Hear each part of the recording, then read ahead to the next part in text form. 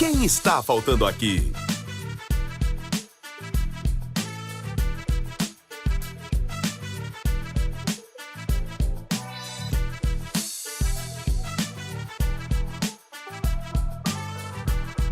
Quem está faltando aqui? Fala, gente, seja muito bem-vindo, seja muito bem-vinda em mais um episódio do Quem Está Faltando Aqui. Você sabe, é na IPTV, canal 579 da Banda KU, canal 23 da Nova Parabólica Sky e na internet www.iptv.com.br, IPTV com Y. Redes sociais, Instagram e YouTube, @IPTV Oficial. Se você quiser assistir esse programa, não conseguir assistir inteiro, vai lá no YouTube, procura @IPTV Oficial, que você pode assistir inteirinho quantas vezes você quiser. A IPTV já está disponível para quase 15 milhões de domicílios, atingindo 42 milhões de pessoas em todo o Brasil. O papo de hoje, como sempre, é de liderança inclusiva, inclusão, diversidade. E por que isso é tão importante para nossas vidas, nossas famílias, para a sociedade. E hoje a gente vai tentar conectar porque pensar bem é uma escolha. E porque pensar bem com decisões rápidas e estruturadas pode ser uma forma de inclusão, de trazer as pessoas e de ter uma vida melhor. E para falar disso aqui, ninguém melhor que meus amigos Fernando Barrichello, que é rápido, é o lado rápido da família, e Francisco Ritondaro.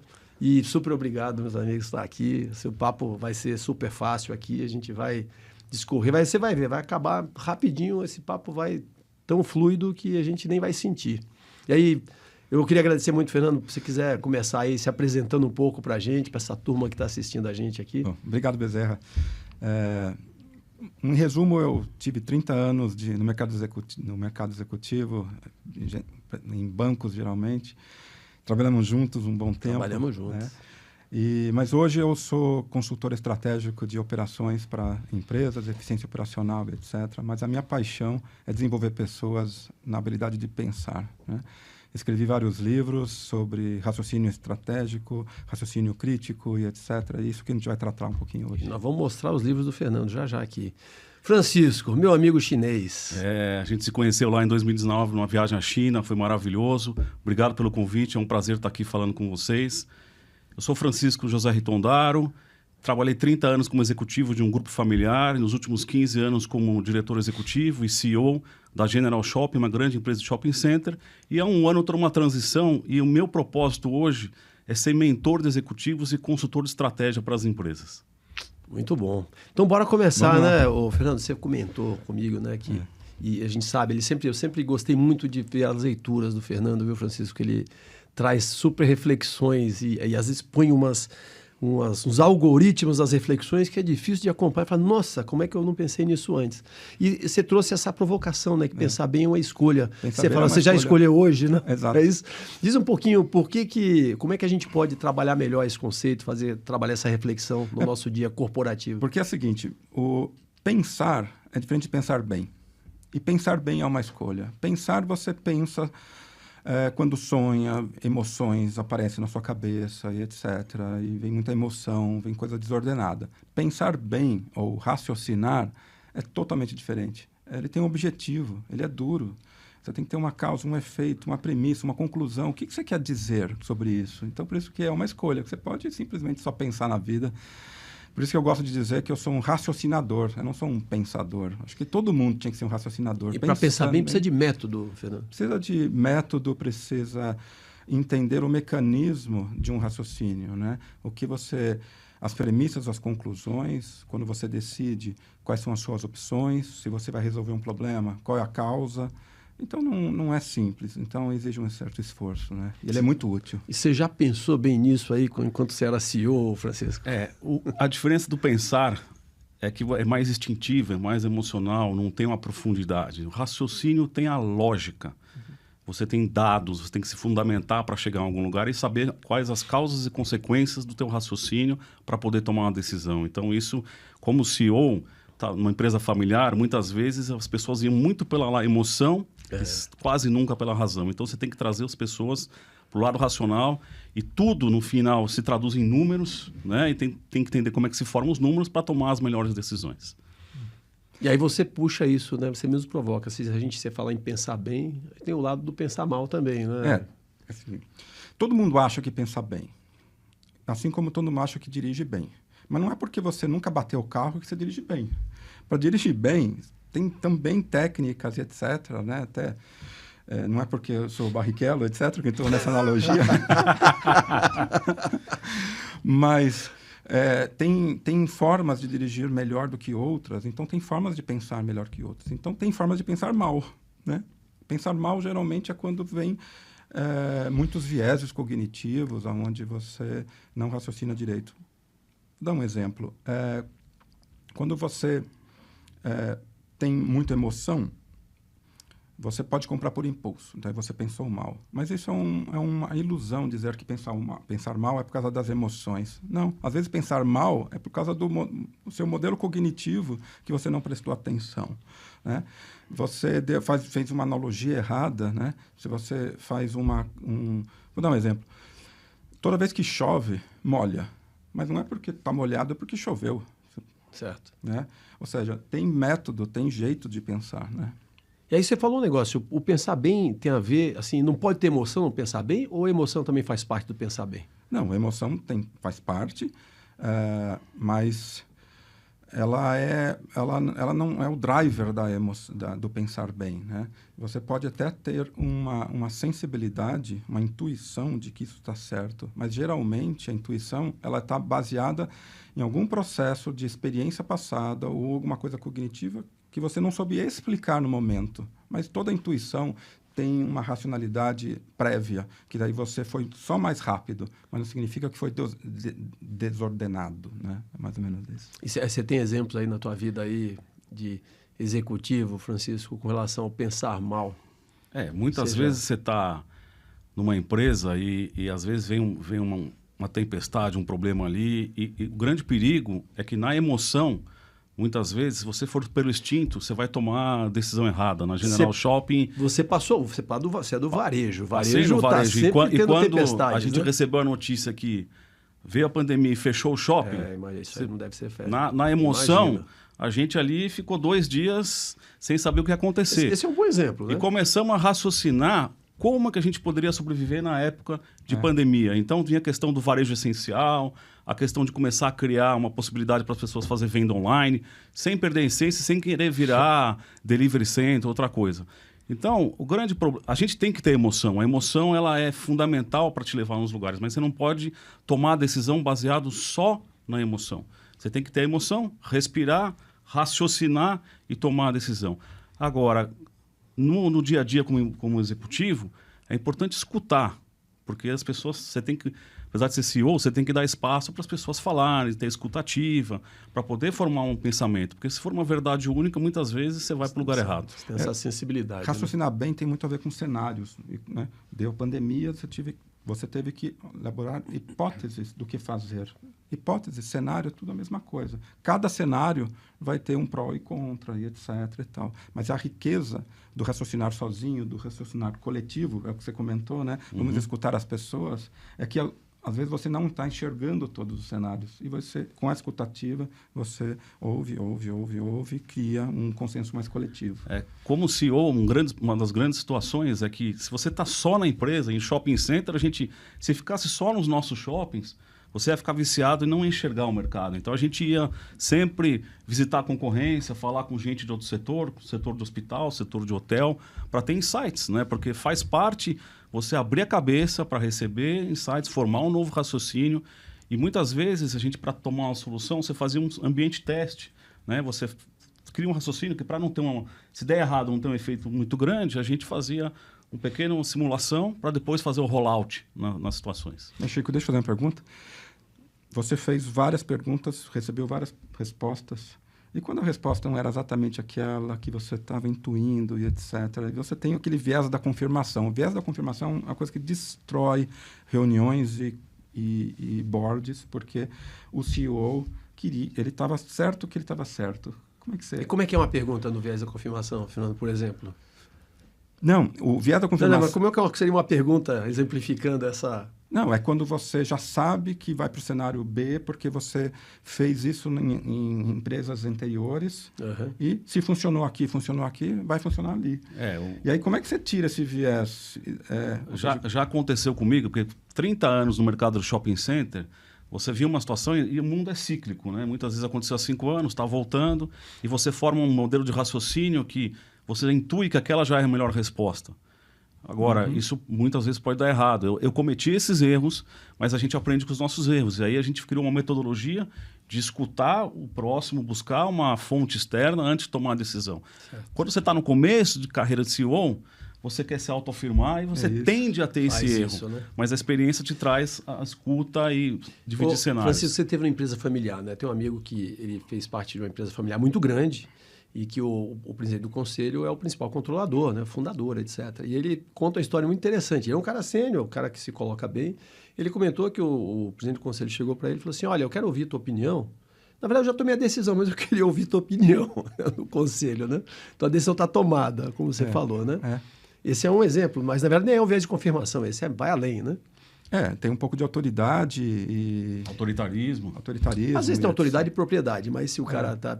Muitas vezes o cara tem propriedade. Muitas dessas empresas aí, ele também conhece do que está falando, né? Mas mesmo quando você tem toda a certeza, é útil abrir para novas perspectivas, até para complementar e não para destruir, né? Então, raciocinar envolve muita humildade também, né? Você tem que entender que você não é o dono da verdade e que você tem que captar elementos e alguns dados podem contrariar a você, que é a essência da ciência, né? Ciência é a coisa certa até naquele estado. Newton estava certo e funcionava. Einstein derrubou Newton em certas condições, etc. E de repente alguém vai trazer novos elementos para contrariar a Einstein, etc. Então, a ciência, por mais metódica que ela seja, ela não é certa. Ela é temporariamente certa, né? O líder não é aquele que tem que mandar, tem que sempre ter razão. Ele tem que ter a sabedoria de se cercar de pessoas até melhores que eles, né? Mas isso é um processo de formação de equipe, né? Então, numa empresa familiar, depois de 20 e poucos anos, quando eu atingi a posição de CEO, eu combinei uma coisa com os donos da empresa. Eu não estou aqui para falar amém no que vocês vão falar. Eu estou aqui para, num cenário, muitas vezes uma sala fechada, poder falar a minha opinião e depois que a gente tomar a decisão na sala, eu saio para executar com o time, mas a gente vai discordar num ambiente controlado, porque você não pode questionar a autoridade de um dono da empresa, tem que ter uma sabedoria de como colocar as coisas. E depois você tem que fazer o resto executar. E aí você tem que ter a sabedoria de engajar. E aí isso é só com escuta, com participação, dando um incentivo certo para fazer as coisas acontecer. Essa questão de entender o que está acontecendo no mundo aqui. Eu tive com o Francisco na China, né? Então a gente visitou alguns shops, até porque ele insistiu. E eu via que no shopping ele tomava nota. Ele estava sempre tomando nota de tudo, né? E realmente é sensacional você poder ver e usar essas informações para tomada de decisão, né? Então tem um lado, se olha um lugar espetacular, você tem lá impulso, precisa fazer igual. Por outro lado, você tem que entender se aquilo vai funcionar no teu cenário. Aí, Fernando, um pouco da tua própria provocação, que você falou que muita gente critica a racionalidade, né? Porque o homem, a princípio, não é racional. Exato. Fala um pouquinho disso aí. Mas você vai falar depois do intervalo, a gente vai e volta. Vapt-vupt. Quem está faltando aqui? Somos a IPTV, a emissora que cresce com você.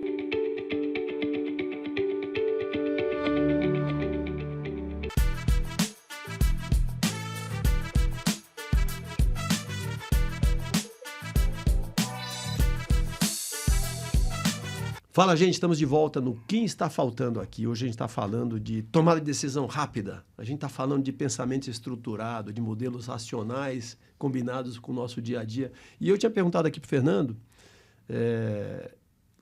dado que se diz, né, que o homem não é racional, então tem muita crítica quanto a agir com racionalidade, né? E que o impulso é importante, aquela decisão, a decisão rápida tem a ver com esse impulso e não necessariamente com racionalidade. Como é que você concilia isso? Na verdade, com o advento de muitos estudos de economia comportamental, psicologia, neurociência, percebe-se que o ser humano é falho no seu pensamento, ele não é totalmente racional. Mas existem algumas pessoas, então vamos descartar a racionalidade e vamos trabalhar com outras formas de tomada de decisão, que é um erro, porque não é porque a gente não é racional que não deva ser racional. Né? Muita coisa que a gente conseguiu na sociedade e na ciência e etc. foi através da racionalidade. E é interessante que tem um autor, o Steven Pinker, que ele diz o seguinte: A racionalidade devia ser a mãe das decisões e da convivência e etc. Mas se você é contra isso, a sua objeção é racional? Ou seja, até para criticar a racionalidade em função da irracionalidade, é preciso a própria racionalidade, né? A irracionalidade não se autoexplica, né? Então, a racionalidade até ajuda a você entender a irracionalidade dos outros e etc. Então, tendo métodos de raciocínio, entendendo a convivência e os sentimentos, ele é a melhor escolha para a sociedade, digamos. Logicamente, o mundo tem que ser rápido, né? A gente não pode, o mundo não está dando mais tempo de você respirar. Por outro lado, você toma decisão errada muito rápido também hoje em dia. Então, você tem que ter muito esse cuidado. Talvez essas ferramentas de inteligência artificial nos ajudem a tomar decisões mais rápidas, de uma maneira mais precisa, né? Contanto que eu saiba fazer as perguntas certas. Como é que você está vendo isso? Deixa eu fazer você me deu um gancho interessante. Uma inteligência artificial talvez não caia no golpe dos marqueteiros. Isso. Boa, fala do golpe dos marqueteiros, que você gosta de falar desse ponto aí. Porque a racionalidade e o pensamento crítico, etc., é um antídoto para toda a carga marqueteira para você comprar por impulso, para você comprar coisa que não precisa. E aí é o pensar mal, né? Aí é o pensar mal. Ou seja, então a irracionalidade... Você está falando para o cara do varejo, eu só quero ver o que ele vai responder depois. Eu vou ter uma resposta legal. Os marqueteiros racionalmente usam artifícios da irracionalidade. Ou seja, que é estranho, né? Racionalmente você quer que o outro seja irracional a seu favor. Por exemplo, fazendo promoções, você sobe o preço só para baixar, todo mundo sabe disso, você cai, você não foi racional, né? Você cai no viés da escassez, que é compre antes que acabe, e todas as outras coisas que a gente... No meu livro, inclusive, no livro Futuro, eu coloco 20 vieses que os marqueteiros usam contra nós. Vou ler esse aí.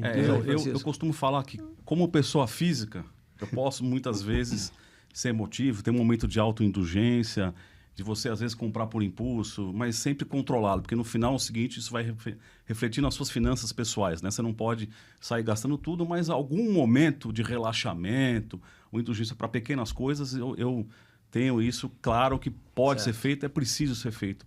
Só que na empresa, a gente, muitas vezes, enquanto empresa de capital aberto, você quer produzir um fato para o mercado.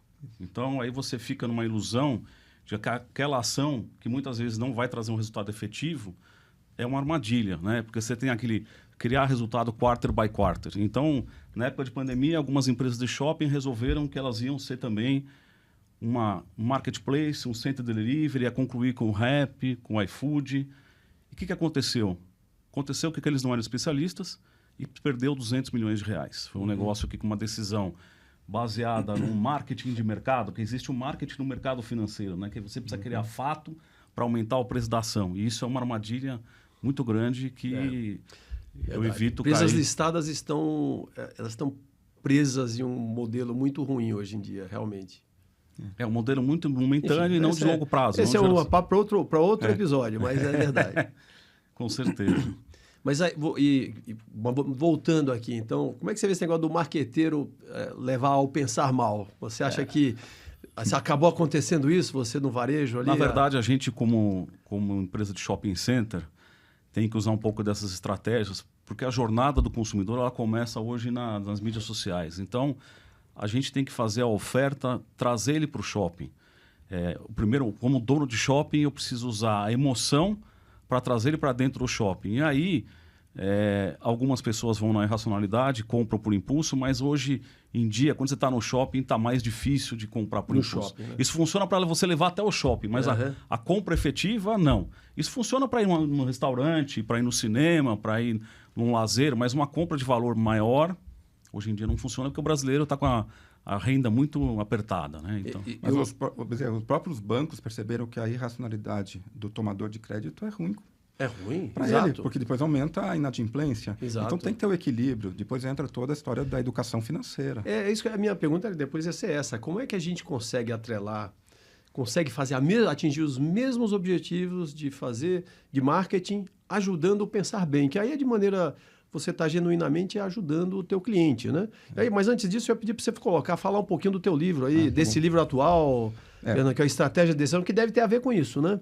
Conta um pouquinho desse livro. Esse aqui, Estratégia de Decisão, é o anterior, tá? Anterior. Quer dizer, é o atual, enquanto não solto o próximo, que chama Reasoning Skills.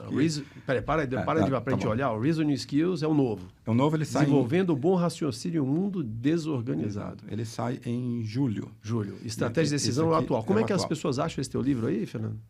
Na Amazon. É só colocar Fernando Barrichello ou a palavra estratégia. Põe Fernando Barrichello, que rapidamente, né, Francisco? Vai vir a estratégia. Em breve vai aparecer o outro também. Certo. Mas fala um pouquinho desse livro, Estratégia de Decisão. O que você escreveu? Eu escrevi há um bom tempo que ele é sobre decisões estratégicas. Né?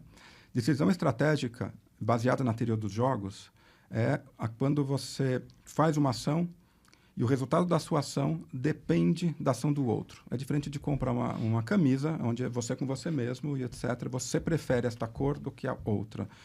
Uma decisão, quando você abaixa o preço, você tem que estar ciente de que o seu concorrente pode abaixar o preço ou dar uma contra-ação.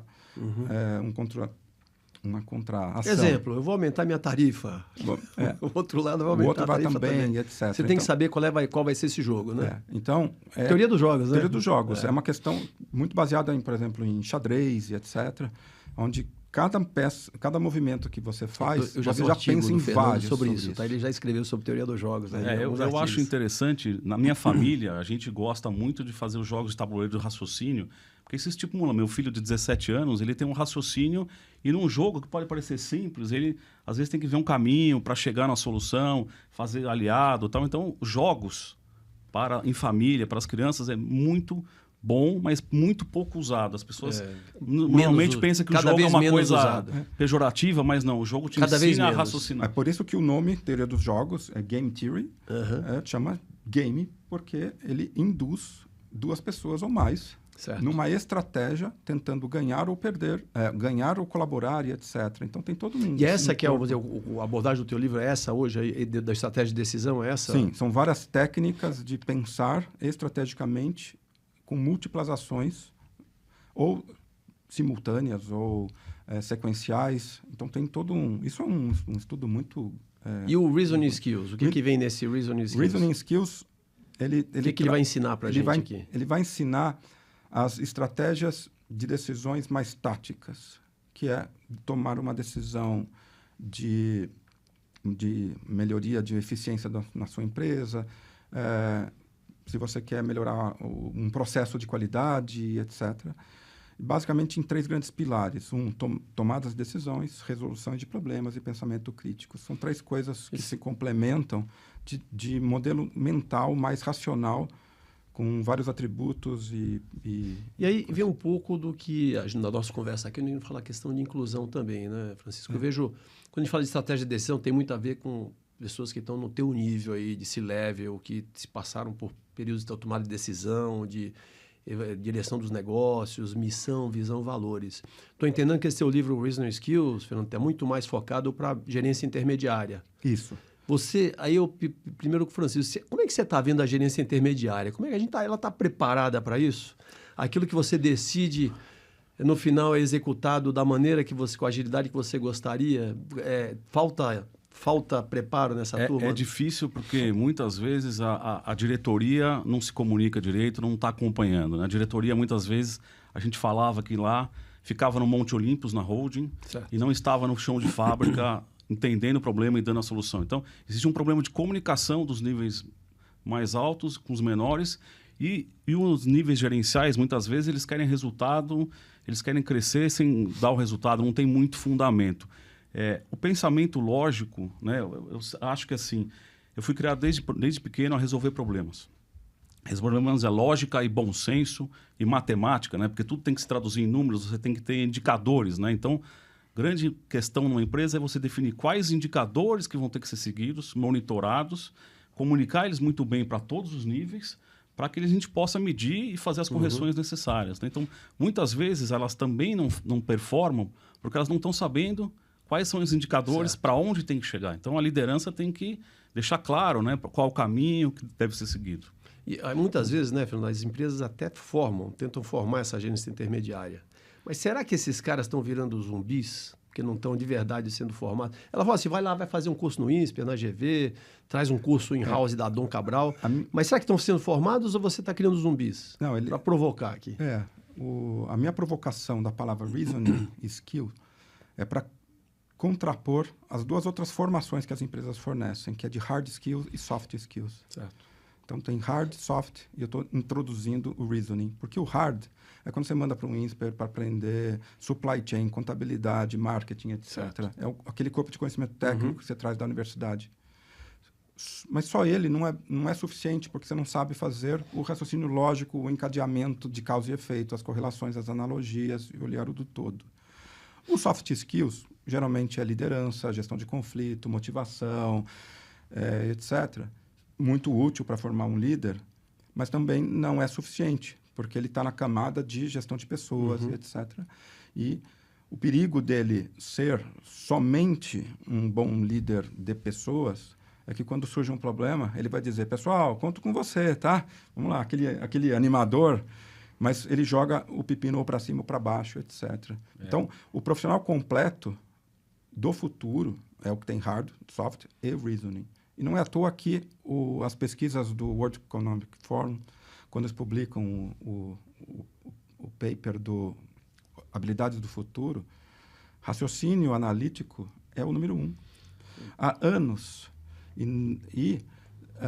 Diz que agora você todo mundo tem que saber tecnologia, etc. Tal. Ótimo, tem que saber tecnologia, mas tem que saber pensar também. E a grande crítica desses institutos é se a gente parou de ensinar as pessoas a pensar. Como mentor de executivos, né, muitas vezes você tem o gerente ou o diretor que daqui a uns anos pode ser o CEO. E o que eu faço? Muitas vezes ele tem uma formação muito específica, né? Ele é um bom financeiro, um bom marketing, um bom operações. E você precisa dar a visão geral do todo para ele conseguir fazer um raciocínio lógico para chegar à solução. Porque até certo ponto você vai sendo um bom técnico de alguma área específica.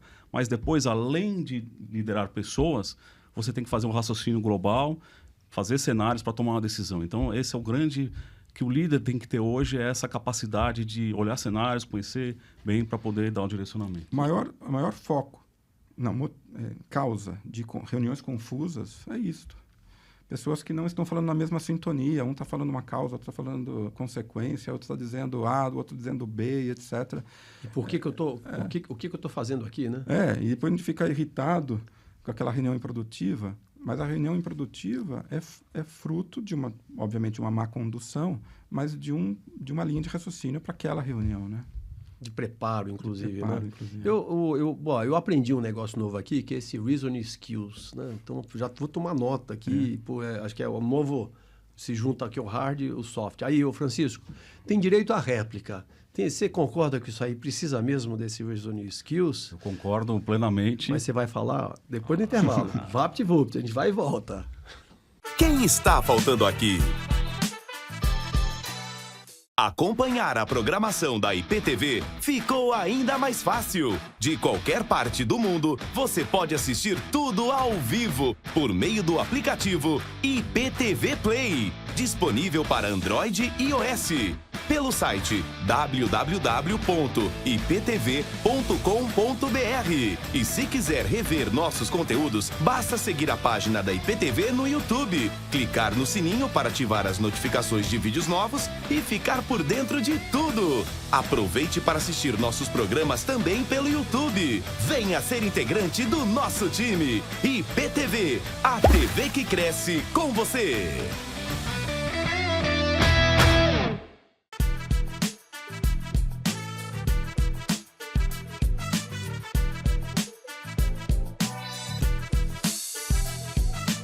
Fala, gente, estamos de volta em mais um episódio do Quem Está Faltando Aqui, na IPTV. E se você está gostando, vai lá no YouTube, @IPTV Oficial, bate no sininho que já vai estar no YouTube e você vai poder assistir tudo isso aqui de novo, porque isso aqui é uma aula. Eu vou ter que assistir de novo aqui para poder pegar os conceitos. E eu estava aqui provocando, o Fernando falou aqui para a gente do Reasoning Skills, que é um complemento dos hard skills e dos soft skills.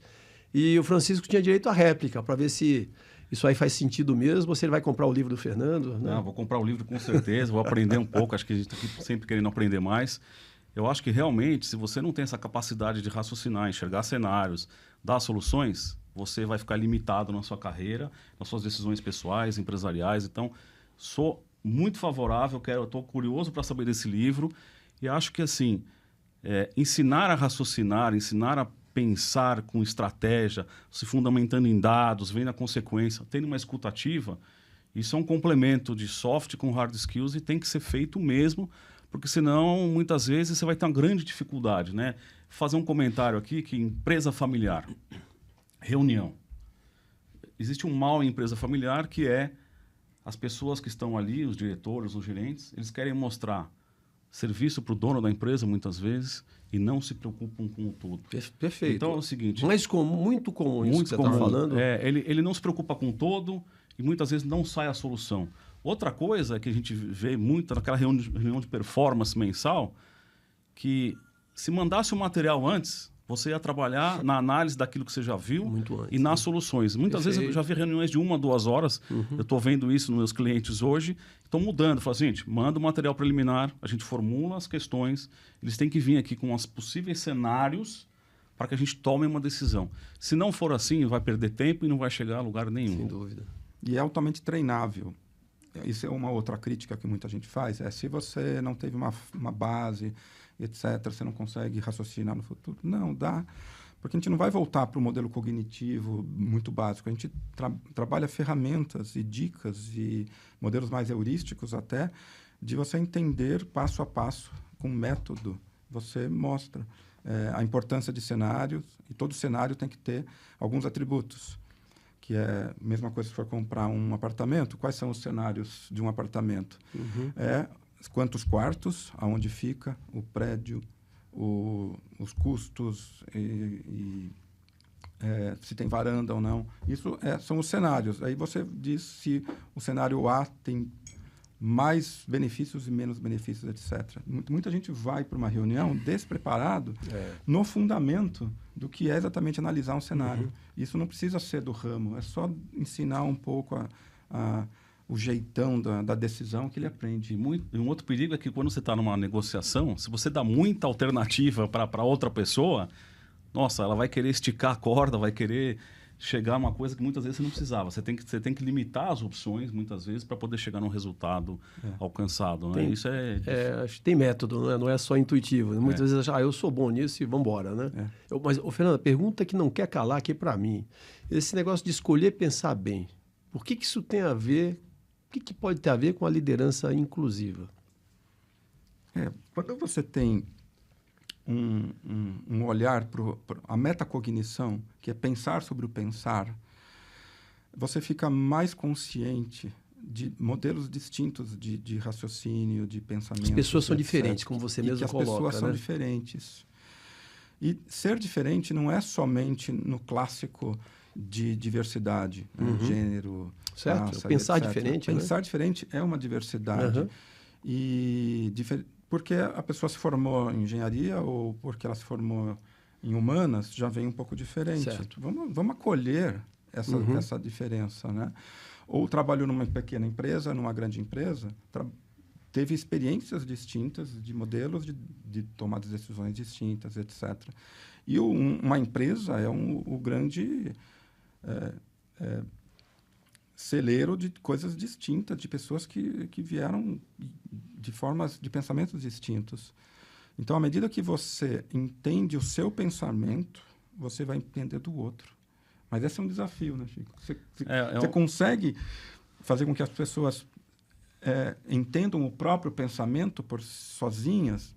Tem que estimulá-las. Eu acho que é importante, como líder, você colocar numa equipe pessoas de tendências diferentes. Tem que ter o cara que raciocina lógico, aquele mais intuitivo, aquele mais de humanas e exatas. Tem uma equipe que pense diferente, não seja só diferente de característica física. Certo. E você tem que estimular esse raciocínio conjunto, mas sempre com um objetivo claro, porque senão vai ficar uma bagunça, né? Qual é o risco de muitas vezes, se você não der o briefing e não conseguir controlar, o líder pode ficar uma coisa insolúvel e não chegar a conclusão nenhuma. Esse é um risco que eu vejo. Estou entendendo que então, o nosso desafio, e talvez um grande problema nosso, é quando a gente fica preso no nosso próprio entendimento, né?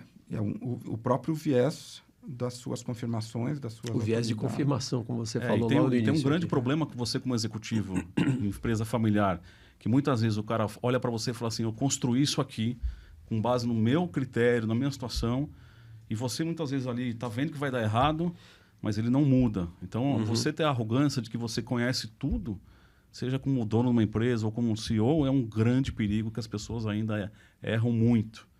Né? Para falar, eu já sei que vai acontecer, né? Nem me fala. Isso é muito perigoso. O maior exemplo de humildade de um líder é quando ele diz, você tem um ponto. É porque entrou. Você escutou que a decisão podia ser outra, ou o caminho para chegar na decisão deveria ser outra. O objetivo é o mesmo, consertar a máquina, vender mais e etc. É o como que as empresas, que as reuniões ficam confusas, porque cada um quer o seu como. E, Fernando, me fala que a gente está indo aqui para a reta final.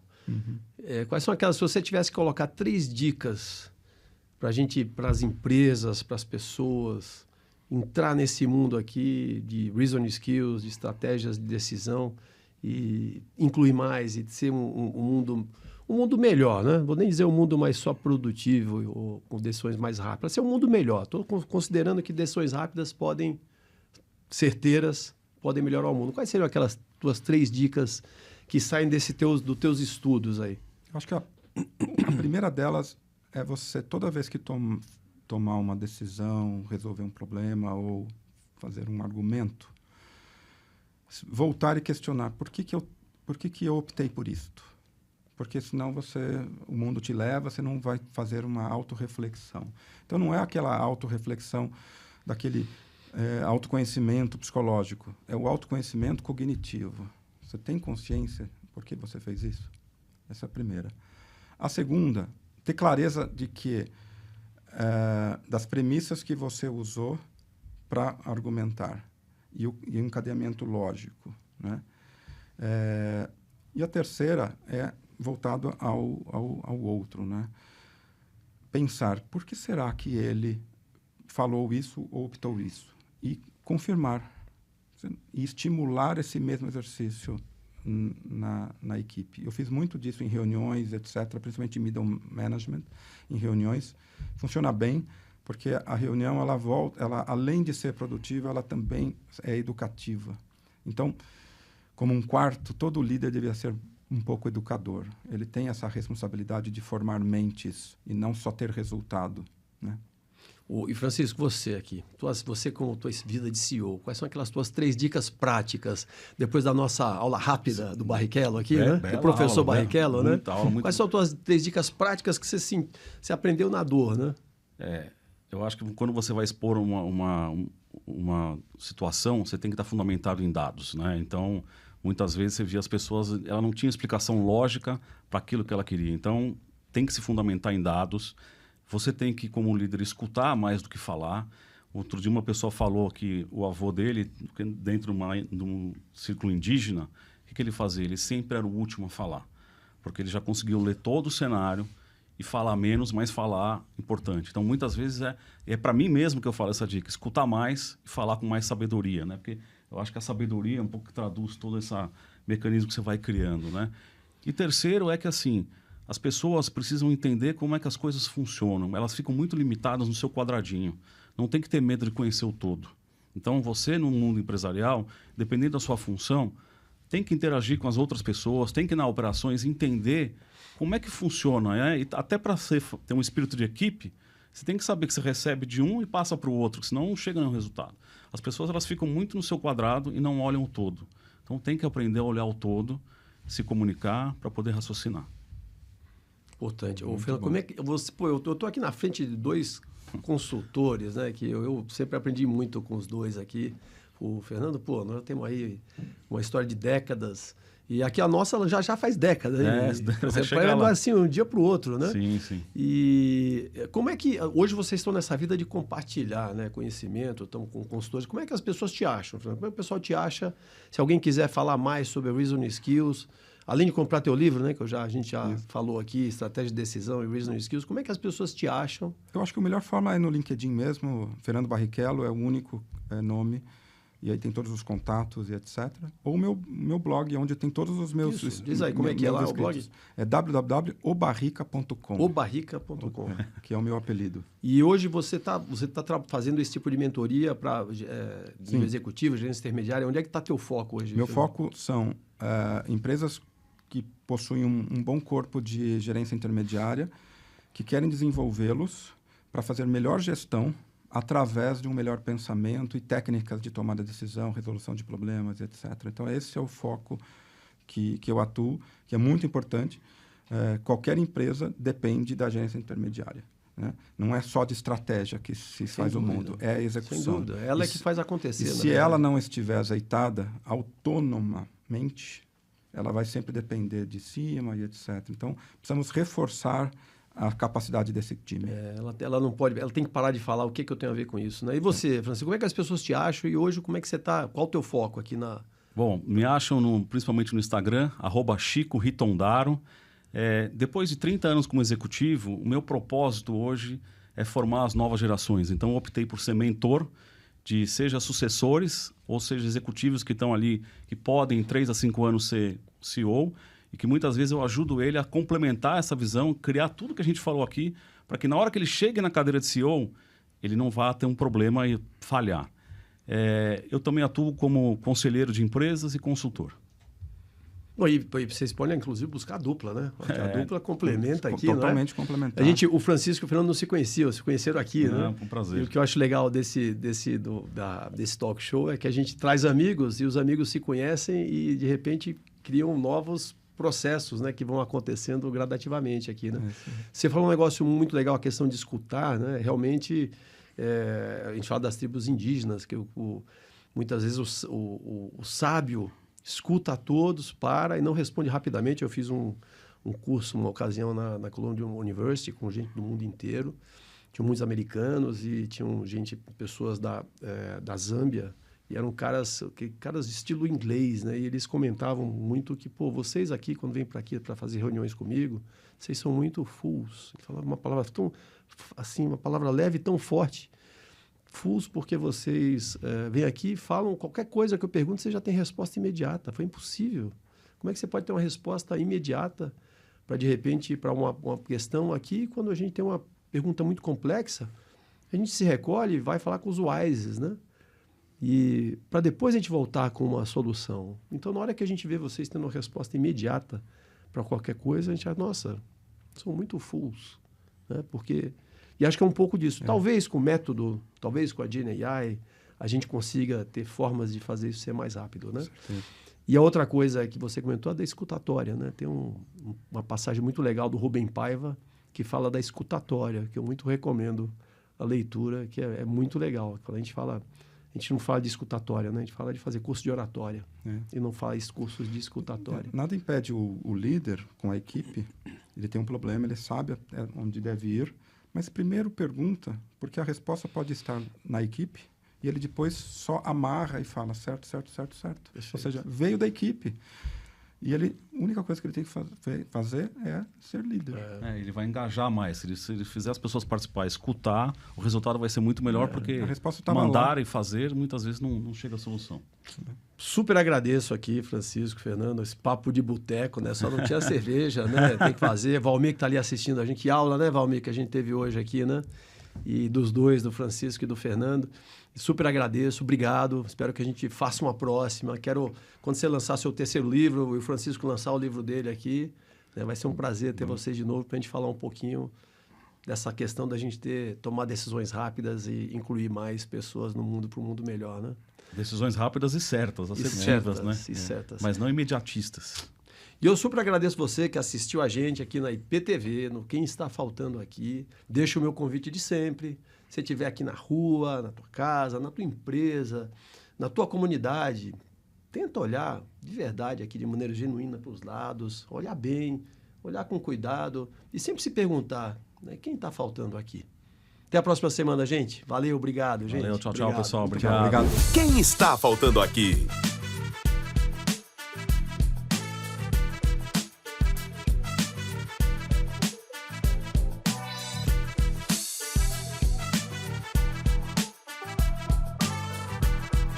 Quem está faltando aqui?